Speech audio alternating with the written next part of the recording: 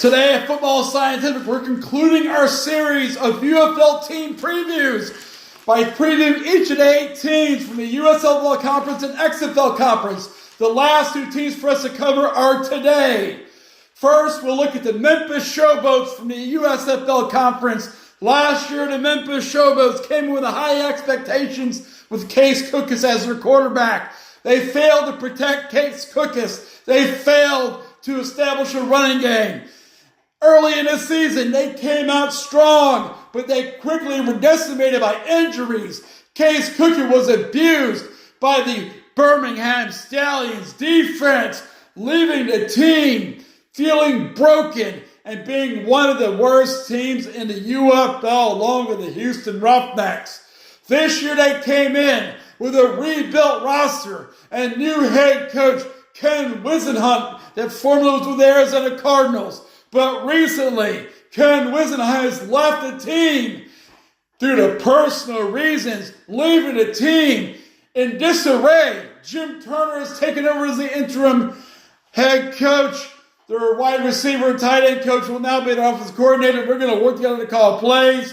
The running game should be decent. The offensive line will be horrible. The pass protection should be brutal. They have a few good wide receivers, and their defense is a mess. The Showboats should come out and live up to expectations. I expect them to be last in the UFL. They start playing Sunday. In the XFL Conference, we have the Arlington Renegades. The Arlington Renegades are led by Bob Stoops, formerly the leader of the Oklahoma Sooners.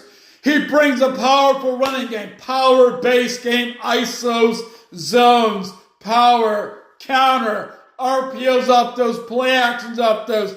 They tend to have a strong running game, and with Luis Perez at quarterback, they have a functional quarterback with pro experience that can make the reads and hit the open receiver. And that's what you need in the UFL. You need a quarterback that can make the reads, hit the open receiver, not take big hits. Okay, so they have that Luis Perez. They should have a decent play action, and they have some decent wide receivers. They have some good running backs, including Davion Smith, who came back after training camp was over.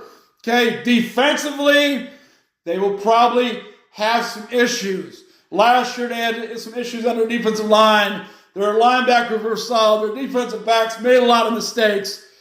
2 years ago, the Arlington Renegades were the Cinderella team that ended up in the XFL Conference or XFL Championship game. They won that, but last year they failed to live up to expectations, and they were decimated with 3-7 as